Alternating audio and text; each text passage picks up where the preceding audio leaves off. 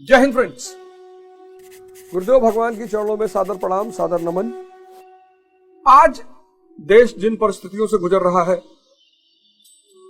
उस परिस्थिति में भारत को अपने अतीत को देखने की बड़ी जरूरत है। अतीत को देखने की क्यों जरूरत है? महिमा मंडन करने के लिए नहीं, सीखने के लिए। अतीत की जो महिमा मंडन करते हैं, इसका मतलब उनका प्रेजेंट कमजोर है। मेरे बाबा गवर्नर थे, हम तो भैया रिक्शा चलाते हैं। अतीत का महिमा मंडन नहीं, अतीत से सीखना, यही इतिहास का महत्व भी है। और भारत भगवान का देश। बड़ा लोग परेशान होते हैं कि यार सारे भगवान भारत में ही क्यों पैदा होते हैं? भगवान पैदा कोई थोड़ी होता है, भगवान बनता है। ये फॉर्मूला भारत के पास है, द्विज का फॉर्मूला। द्विज, एक जन्म मां देती है, एक जन्म गुरु देता है।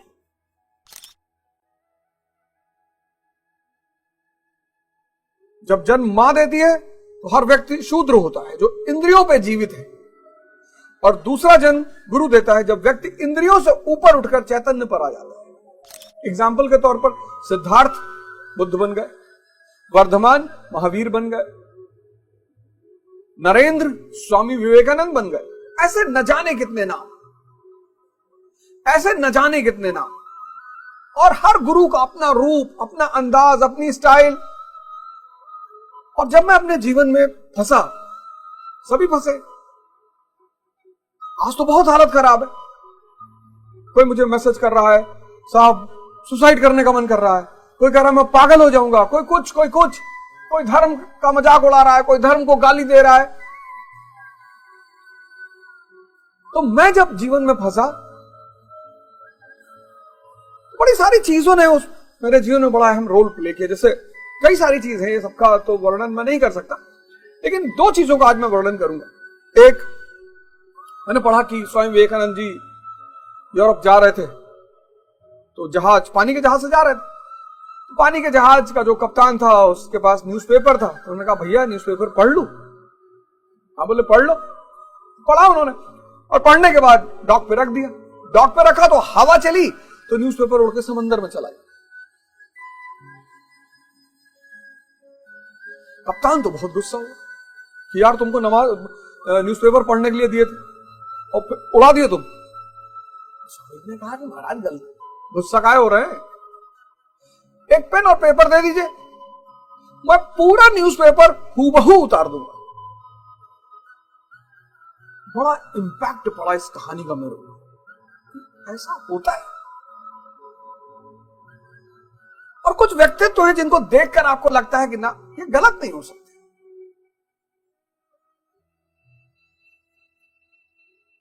ऐसी बड़ी सारी घटनाएं, मैंने कहा मैं सब की चर्चा तो नहीं कर सकता।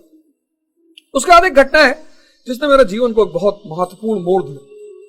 मैं मुंबई गया, मेरे एक रिलेटिव है मुंबई में, उनके यहां गया कल्याण में।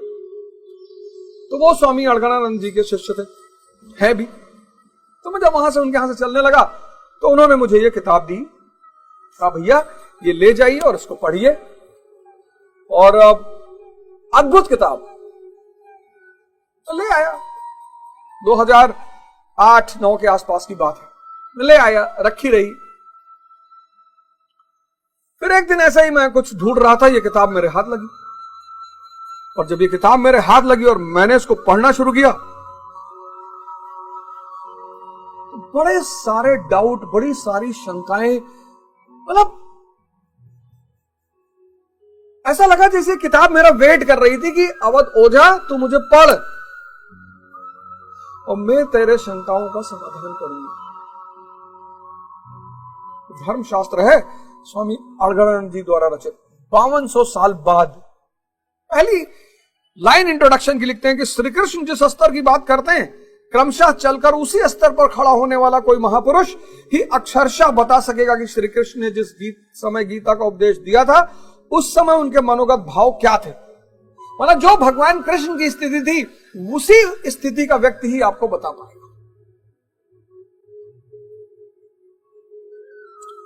पहली बात। दूसरी बात, इस ग्रंथ ने जो दूसरी जबरदस्त बात कही जिससे बड़ा प्रभावित हुआ, मैं हमेशा कहता हूं कि जिसको धर्म समझ में नहीं आया, समझ लो उसको जीवन तो कभी समझ में आएगा ही नहीं। और ईश्वर एक है। और पूरा एग्जाम्पल के साथ, पूरा एग्जाम्पल प्राचीन काल से लेकर अद्यतन मनीषियों द्वारा दिए गए तैथिक क्रमानुसार संदेश, सृष्टि का आदि शास्त्र, इमम विस्वते योगम। भगवान श्री कृष्ण ने कहा कि इस अविनाशी योग को मैंने आरंभ में सूर्य से कहा, सूर्य ने इसे स्वयंभू आदि मनु से कहा। अर्थात गीता ही आदि धर्म शास्त्र है जिसके अनुसार एक परमात्मा ही सत्य है, परम तत्व है, वह कण कण में व्याप्त है। योग साधना के द्वारा वह परमात्मा दर्शन, स्पर्श और प्रवेश के लिए सुलभ है। भगवान द्वारा उपदिष्ट वह आदि ज्ञान वैदिक ऋषियों से लेकर आद्यावधि अक्षुण रूप से प्रवाहित है। ये तो गीता कह रही है। वैदिक ऋषि कण कण में व्याप्त ब्रह्म ही सत्य है, उसे विदित करने के अतिरिक्त मुक्ति का कोई अन्य उपाय नहीं। भगवान श्री राम एक परमात्मा के भजन के बिना जो कल्याण चाहता है वो मूढ़ है। रामायण का स्टेटमेंट। योगेश्वर श्री कृष्ण परमात्मा ही सत्य है। चिंतन की पूर्ति में उस सनातन ब्रह्म की प्राप्ति संभव है। देवी देवताओं की पूजा मूढ़ बुद्धि की देन है। महात्मा मूसा, तुमने ईश्वर से श्रद्धा हटाई, ईश्वर तुमसे नाराज है, प्रार्थना में लग जाओ। महात्मा जरथुअस्त्र का स्टेटमेंट, भगवान महावीर का स्टेटमेंट, आत्मा ही सत्य है, कठोर तपस्या से इसी जन्म में जाना जा सकता है। गौतम बुद्ध, मैंने उस अविनाशी पद को प्राप्त किया जिसे पूर्व महर्षियों ने प्राप्त किया था, यही मोक्ष है। ईसा मसीह, ईश्वर प्रार्थना से प्राप्त होता है, मेरे अर्थात सदगुरु के पास आओ, इसलिए कि ईश्वर के पुत्र कहलाओगे। हजरत मोहम्मद सल्लल्लाहु अलैहि वसल्लम, ला इलाहा इल्लल्लाह मुहम्मदुर रसूलुल्लाह, जर्रे जर्रे में व्याप्त खुदा के सिवा कोई पूजनीय नहीं है। मोहम्मद अल्लाह के संदेश वाहक है। आदि गुरु शंकराचार्य, जगत मिथ्या है, इसमें सत्य है केवल हरि और उसका नाम। संत कबीर, राम नाम अति दुर्लभ और ते नहीं काम, आदि अंत और युग युग राम ही ते संग्राम। राम से संघर्ष करो, वही कल्याणकारी है। गुरु नानक, एक ओंकार सतगुरु प्रसादी, एक ओंकार ही सत्य है किंतु वह सदगुरु की कृपा का प्रसाद है। स्वामी दयानंद सरस्वती, अजर अमर अविनाशी एक परमात्मा की उपासना करें, उस ईश्वर का मुख्य नाम ओम है। स्वामी श्री परमानंद जी, जब भगवान जब कृपा करते हैं तो शत्रु मित्र हो जाते हैं, विपत्ति संपत्ति हो जाती है और भगवान सर्वत्र से देखते हैं। क्या बात है, क्या बात है। इंग्लिश में भी है। जो मित्र हमारे इसे इंग्लिश में पढ़ना चाहें वो इंग्लिश में भी है। ये इंग्लिश हिंदी दोनों में। अब मैंने क्या सोचा, सौभाग्य से जब मैं इससे पढ़ना शुरू किया और मेरे शंका समाधान होने लगा, और मैं उसका वर्णन नहीं कर सकता क्या क्या होने लगा। इसी संदर्भ में हमारे एक मित्र हैं सिद्धार्थ सिंह जी, बनारस से, मेडिकल टाइकून है, मेडिकल का बिजनेस है उनका। उनसे मुलाकात हुई हमारी और वो माध्यम बने, गुरु भाई बने हमारे, और हमें लेकर पहुंचे आश्रम, बरचर आश्रम, जहां साक्षात भगवान स्वामी अलगानंद महाराज जी के दर्शन हुए।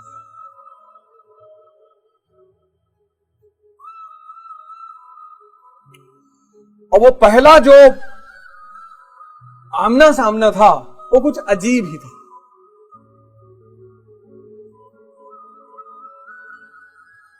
मेरी बात तो उनसे नहीं हुई, लेकिन उन्होंने मुझे आदेश दिया।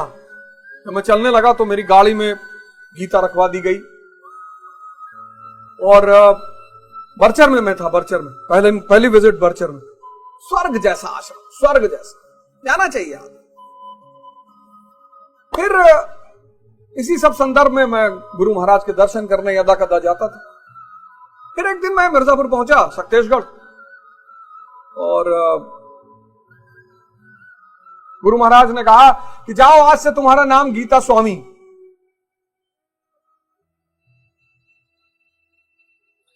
एक नए जीवन की शुरुआत हुई। गीता स्वामी, इसके एक एक श्लोक को पढ़ना, उस पर मनन करना, उसको अध्ययन करना। मैं अभी तक बहुत कुछ नहीं समझ पाया हूं, वो शायद चैतन्य के विकास के साथ साथ समझ में आएगा। लेकिन मैंने सोचा कि मेरे बड़े सारे मित्र हैं जो अब पढ़ना नहीं चाहते, अध्ययन नहीं करना चाहते। एक मनन की जो धारा है इस देश में वो विलुप्त हो रही है, और शिक्षा बिना मनन के कुछ भी नहीं है। अध्ययन अध्ययन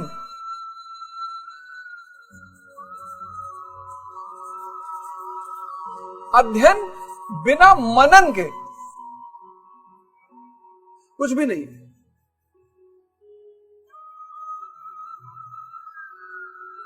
और आज ये मनन खो गया है।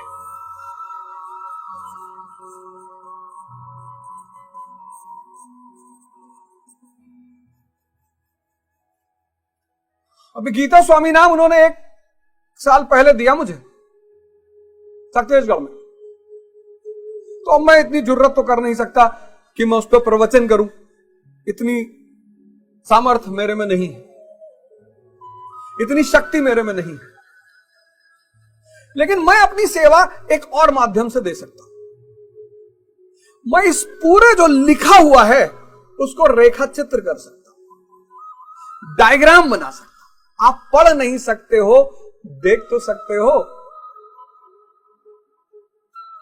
और जब देख के समझने लगोगे तो पढ़ने में मजा आने लगेगा।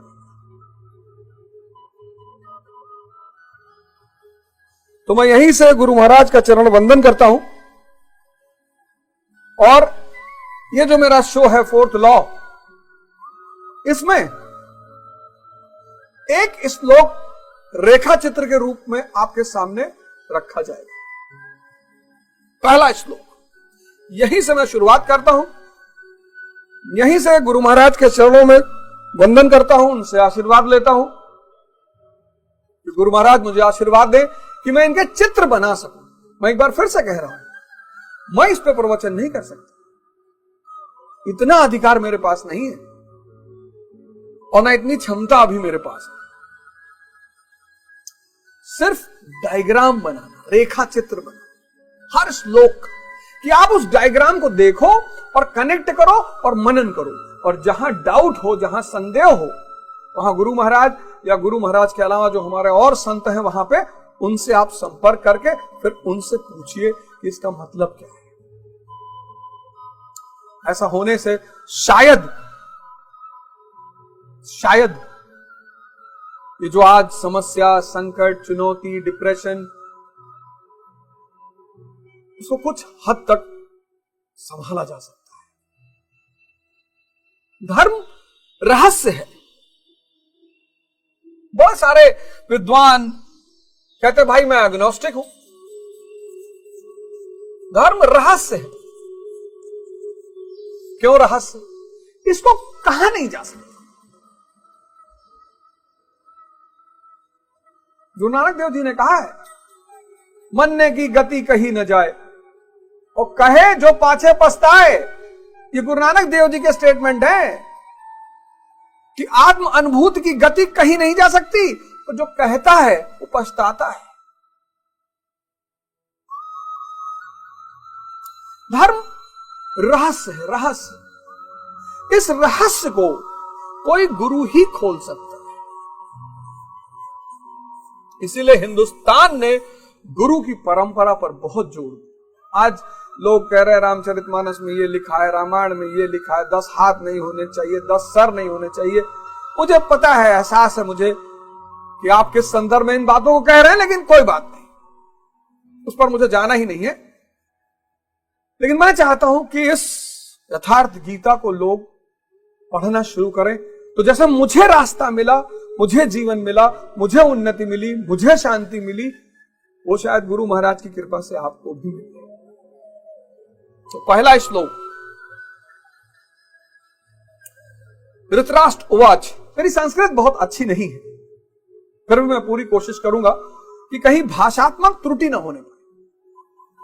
अगर होती है तो मुझे क्षमा करिए। धर्म क्षेत्रे कुरुक्षेत्रे संवेविता युयुत्सव मामका पांडवश्चैव किम कुर्वत संजय। बड़ा प्यारा सा धर्म क्षेत्र कुरुक्षेत्र।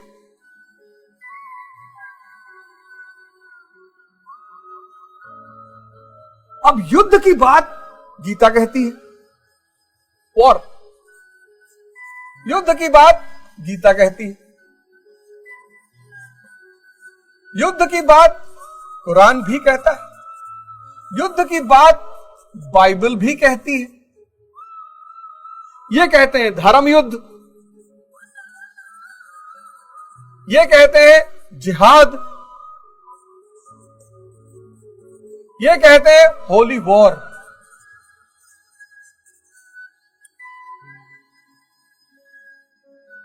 कौन सा युद्ध?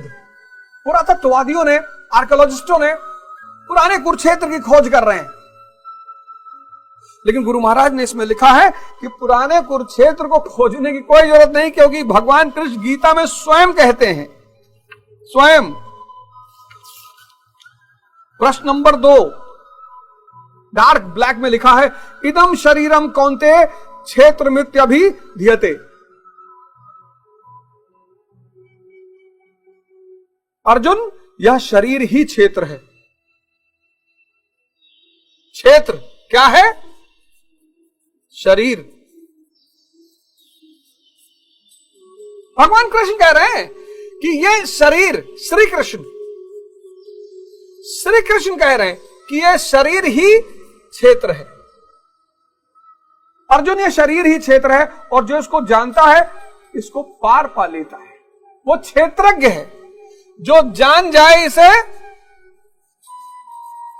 वो क्षेत्रज्ञ। कहीं बाहर लड़ाई नहीं हो रही है,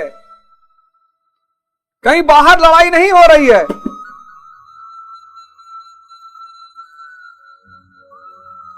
कहीं बाहर लड़ाई नहीं हो रही है, यह शरीर ही क्षेत्र है। और इसमें धृतराष्ट्र कौन है? अज्ञान, इग्नोरेंस। कहां रहता है? मन के अंतरतम तल में रहता है। मन के पर्दा है ये। कहते हैं ना कि भैया इनके आंखें पर्दा पड़ा है। धृतराष्ट्र अज्ञान, ये मन के अंतरतम तल में रहता है। इस अज्ञान का बेटा है धृतराष्ट्र का दुर्योधन। यह है मोह, जो मैं को मजबूत करता है। मैं अवधोझा, मैं अवधोझा सांसद, मैं अवधोझा 50 लाख करोड़ का मालिक, मैं मोगैम्बो, तुम कुछ नहीं हो।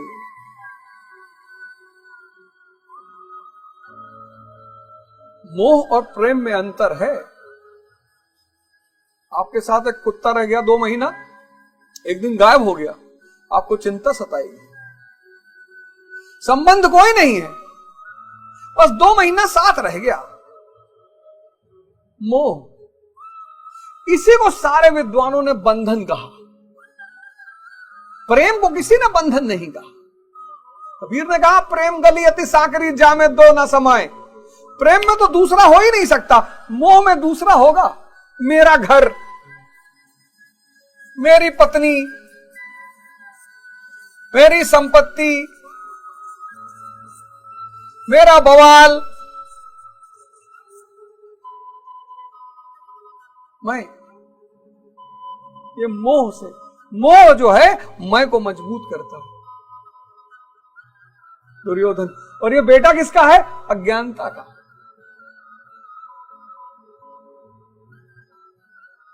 तो जब बुद्ध को ज्ञान मिला तो अज्ञानता ही तो खत्म हुई। दुर्योधन, मोह। संजय बड़ा इंपॉर्टेंट कैरेक्टर है। धैर्य आज किसी के पास है ही नहीं। इस्लाम, बाइबल, कुरान आदि ग्रंथ सब धैर्य बड़ी महत्व देते हैं इसको। धैर्य, पेशेंस। मैं लोगों से कहता हूं कि 40 घंटा बैठ के मूवी देखी जा सकती है, 40 घंटा बैठ के नाच देखा जा सकता है, 40 घंटा बैठ के परपंच किया जा सकता है, 40 घंटा बैठ के ताश खेला जा सकता है और न जाने क्या क्या, लेकिन आधा घंटा आंख बंद करके ध्यान करना बहुत बड़ी चुनौती है। और आपका मन पावर सेंटर, सारा काम उसी से होता है। आज मैं युवाओं को देखता हूं इतने इम्पेशेंट है। सर मुझे आईएएस बनना है एक ही अटेम्प्ट में। तू आधे अटेम्प्ट में बन जा। अरे भैया, हर चीज का समय है, time and distance. First attempt में तो बना जा सकता है, एक साल में भी बना जा सकता है अगर आपका बेस बहुत अच्छा है तो। संयम, धैर्य। तो मन जो है उसकी आंखें क्या है? धैर्य। क्या बात गुरु महाराज ने लिखी है, ये मन की आंखें हैं, धैर्य। मन जब भी देखेगा धैर्य से देखेगा, धैर्य उसकी आंखें हैं। क्या बात। मैंने कहा ना कि ये किताब अगर पढ़ो, आप इस किताब को तोड़ो, इसको कनेक्ट करो, सोचो। मन जब भी देखेगा, कोई बहुत इंपेशेंट हो जाता, पैनिक हो जाता है, एंजाइटी अटैक आजकल के लोगों पे आ रहा है। अरे भैया,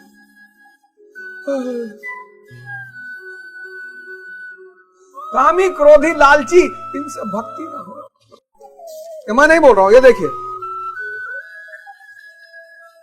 इस प्रकार अज्ञान से आच्छादित प्रत्येक मन संयम के द्वारा जानता है कि क्षेत्र क्षेत्रक युद्ध के युद्ध में क्या हुआ। संयम के द्वारा, धैर्य के द्वारा। अब जैसा जिसके संयम का उत्थान है वैसे वैसे उसकी दृष्टि आती जाएगी। पेज नंबर 2 लास्ट लाइन है। जैसे जैसे धैर्य बढ़ेगा, जैसे जैसे धैर्य बढ़ेगा, क्योंकि धैर्य क्या है? आंखें किसका? मन का। वैसे वैसे गुरु महाराज कहते हैं कि दृष्टि भी बढ़ेगी।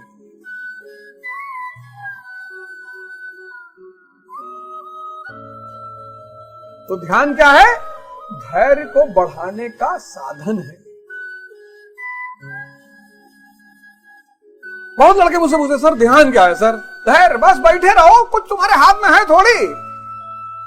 और जब आंख बंद करके बैठते हैं पहली बार, और बाप बवंडर, मन की स्पीड तो लाइट से भी तेज है ना। आंख बंद किए, मंगल ग्रह पहुंच गए। यहां से सूरज से धरती पर लाइट कितने समय में आती? 8 मिनट में आती। 8 मिनट लाइट की स्पीड, और हम 1 सेकंड में पहुंच गए, सेकंड भी नहीं लगा। और बंद किए सूरज पे, रिएक्शन देख रहे हैं सूरज के उस पर बैठ के कि कैसे रिएक्शन हो रहा है, हीलियम कैसे कन्वर्ट हो रहा है और कैसे रोशनी निकल रही है, ऊर्जा पैदा हो रही है। एक विदिन सेकंड का पता नहीं कौन सा हिस्सा, इतनी स्पीड। तो जैसे आंख बंद करोगे, अब मन की गति है, इसीलिए मन की तुलना घोड़ों से भी की गई है। और घोड़ा अगर बेलगाम हो जाए तो ले जाएगा।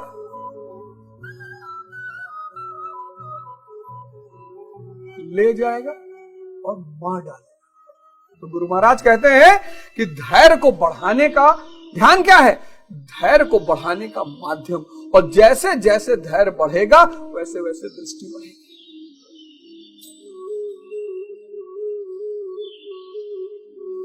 तो क्षेत्र में यह युद्ध कहां होता है? अब यह वॉर होता कहां है? हृदय देश में होता है, हृदय क्षेत्र में होता है। यहां 2 शक्तियां रहती हैं हृदय क्षेत्र में।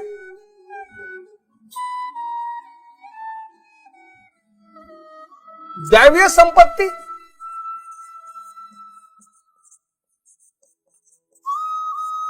जिसकी आगे गुरु महाराज ने चर्चा की है, और आसुरी संपत्ति।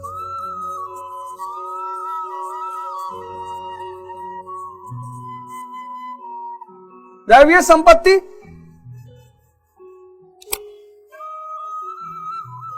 धर्म क्षेत्र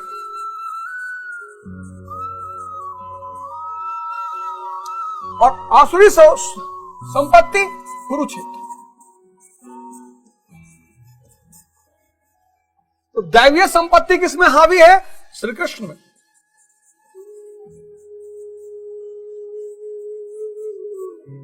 और आसुरी संपत्ति किसमें हावी है? दुर्योधन में। अब श्री दुर्योधन नहीं लिख सकते और ना आप बुरा मानेंगे। आप में से कोई मुझसे नहीं कहेगा ट्रोल करके कि श्री दुर्योधन नहीं किया, हिंदुओं की भावना को ठेस पहुंचा दी। श्री दुर्योधन लिखना चाहिए। ह्यूमनिज्म का समय चल रहा है, मानवतावाद का समय चल रहा है। बुरा है तो क्या हुआ, मानो तो है भैया। ये सब प्रतीक है बाबूजी।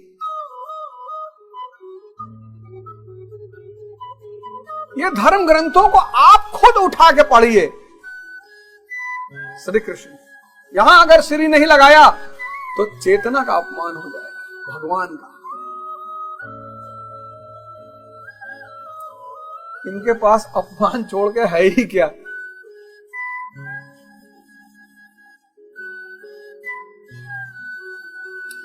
फिर आगे गुरु महाराज कहते हैं कि कुरु जो शब्द है, कुरु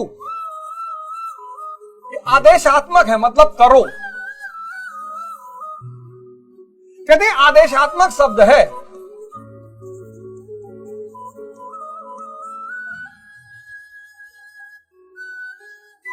और हर व्यक्ति प्रकृति और उसके गुणों के अधीन है।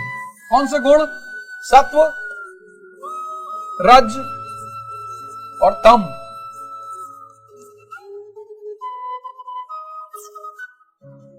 करता थोड़ी है कुछ, ये न्यूट्रॉन, इलेक्ट्रॉन, प्रोटॉन यही सब काम कराता है। और गुरु महाराज कहते हैं कि जब तक ये तीनों शक्तियां व्यक्ति में सक्रिय हैं, कर्म होता रहेगा। या तो वो सत्व के प्रभाव में कर्म करेगा, या रज के प्रभाव में कर्म करेगा, या तम के प्रभाव में करेगा।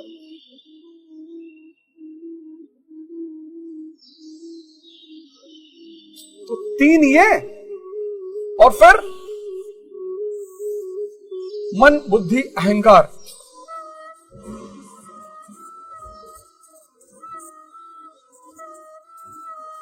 मन, बुद्धि, अहंकार।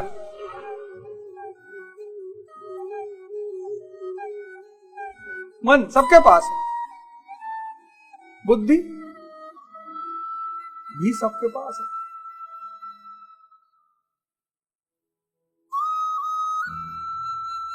पर बुद्धि कुबुद्धि अपनी ही भाभी की साड़ी उतरवा रहा दुर्योधन भरी सभा में।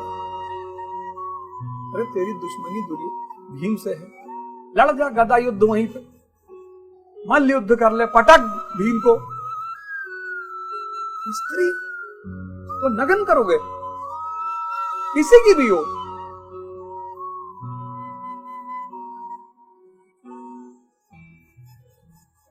और अहंकार, मैं की प्रबलता कि मैं अवध ओझा मोगैम्बो, पूरी दुनिया मेरी गुलाम। और फिर 5 दरवाजे,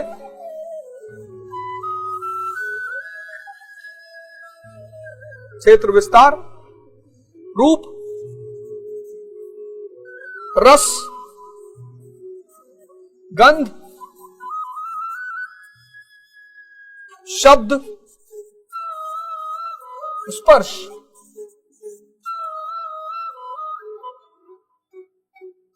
क्षेत्र विस्तार,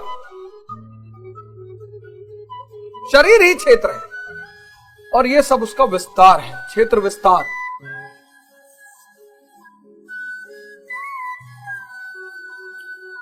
क्षेत्र विस्तार।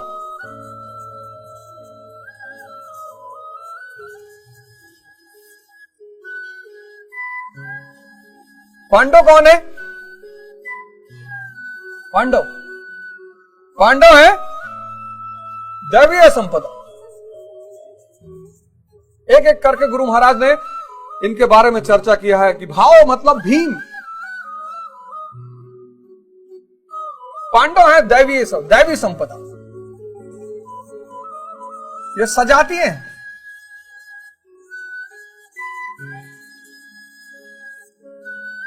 और कौरव है असुर संपदा।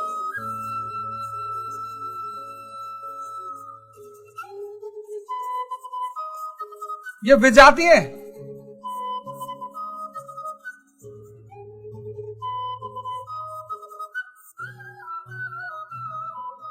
ये क्षेत्र का विस्तार है, शरीर का विस्तार है, प्रकृति के अधीन है व्यक्ति। सत्व रज तम,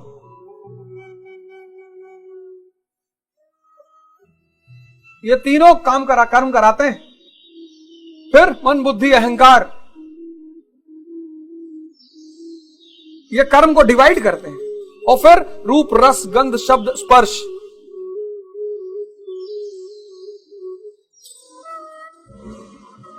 ये सब उसको और एक्टिवेट करते हैं। किसी को भी दूध जिसने पिया पहली बार उसको उल्टी नहीं आई क्योंकि सजाती है। जूस जिसने पिया उसको उल्टी नहीं आई क्योंकि सजाती है। फल जिसने खाया उसको उल्टी नहीं आई, सजाती है। लेकिन जिसने शराब पहली बार लगाया सबको उल्टी है।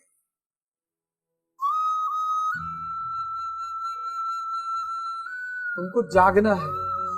वैसे बेहोश हो, पैदा हुए ही बेहोश, उसी में बाहर से बेहोशी की दवा ले रहे हो। जिसने भी पहली बार तंबाकू खाया, मैं तो अपने अनुभव में बोल रहा हूं ना, मुझे तो किसी से पूछने की जरूरत ही नहीं है। जिसने पहली बार सिगरेट पी और 2 मिनट खांसा, फिर किसी ने कहा यूपी का आदमी बाहुबली, वो कैसे खांस सकता है, पूरी खींच लेगा। खैनी खाए तो किसी ने कहा भैया ये बुद्धिवर्धक चूर्ण है। बाद में पता चला कि रिक्शा वाला तो डेली खा रहा, उसका काहे नहीं बुद्धि बढ़ रहा है। जितने भी जातीय गुण हैं वो आपको परेशान करेंगे। पहले स्टेप शरीर मना करते हैं।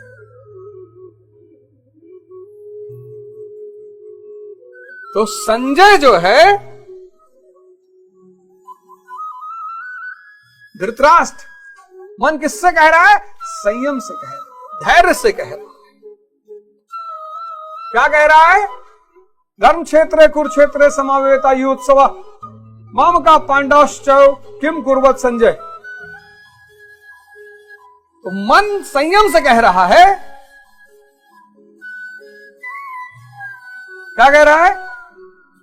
मन किससे कह रहा है? संयम से। दोबारा आप जब पढ़िए तो उसको ऐसे पढ़िए, धृतराष्ट्र और संजय को पीछे करिए। मन संजय से कह रहा है। क्या कह रहा है? अज्ञान रूपी धृतराष्ट्र और संयम रूपी संजय। तो मन यानी धृतराष्ट्र संजय से, संयम से क्या कह रहा है कि धर्म क्षेत्र कुरुक्षेत्र में एकत्र युद्ध की इच्छा वाले मेरे और पांडु के पुत्रों ने क्या किया?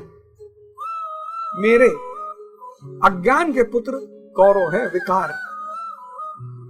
ये जो आप करते हो ना, शराब पी लेते हो, वैश्यावृत्ति कर लेते हो, फिर गिल्ट महसूस करते हो, ये आपने अज्ञानता में किया है। बेहोशी में, अंधकार में आपको बड़ा अंदर कष्ट होता होगा कि अरे हम तो नीच, अधर्मी, पापी, अज्ञानी।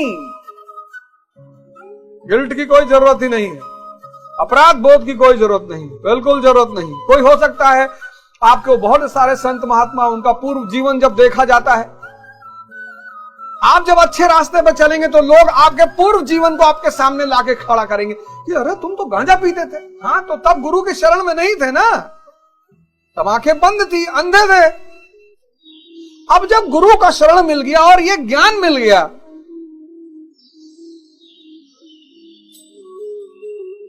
इसीलिए गुरु का संबंध प्रकाश से माना जाता है। क्योंकि अज्ञानता क्या पैदा करेगा? अंधेरा। उस अंधेरे को कौन दूर करेगा? गुरु भगवान। और यहीं पर पहला श्लोक खत्म होता है। आशा करता हूं ये रेखा चित्र आपको बहुत आसानी देंगे चीजों को समझने में। अगर मुझसे कोई त्रुटि हुई हो या गलती हुई हो तो मुझे क्षमा करें। और ये एपिसोड जो है उसमें अगला जो हमारा क्रम है वो है माइंड, ब्रेन। थोड़ा सा मैं ब्रेन की चर्चा करूंगा विज्ञान के आधार पर, फिर मैं चर्चा करूंगा माइंड पे। माइंड पे बताऊंगा, इसके फीचर्स आपको बताऊंगा, कैसे कैसे खेलता है, कैसे कैसे परेशान करता है लोगों, क्या रायता फैलाता है। इसलिए दुनिया में शांति के लिए एक शब्द है अमन। जहां मन न हो वह शांति वहीं होगी। इसलिए दुनिया में शांति के लिए एक बहुत प्यारा शब्द है अमन। फिर मैं आपको इस मन पे कबीर से लेकर इमाइल कुए, फ्रेंच साइकोलॉजिस्ट है,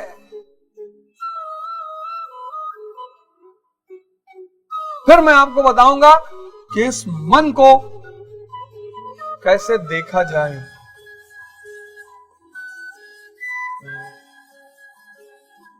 जॉन इलिया साहब कहते हैं कि कोई बोलने से थोड़ी बदला है, एक हादसा चाहिए जिंदगी को समझने, बदलने के लिए। क्या जरूरत है, क्या जरूरत है सबके जिंदगी में हादसा हो? हालांकि बात वो सही कहते हैं, एक हादसा चाहिए जिंदगी को बदलने के। मोहम्मद शमी है उसमें से एक, लेकिन क्या जरूरत है? मुझे नहीं लगता कोई जरूरत है इसकी।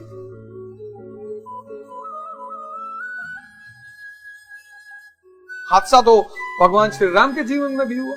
सुबह सिंहासन मिलने वाला था, मिल गया वन, लेकिन अगर सिंहासन को बैठ जाते बाबूजी तो सिर्फ राजा बन के रह जाते। जो जंगल गए ना और ये युद्ध लड़ा, ध्यान किया, साधना की, तपस्या किया, तब भगवान बने। तो अगली एपिसोड में आपसे फिर मुलाकात होगी।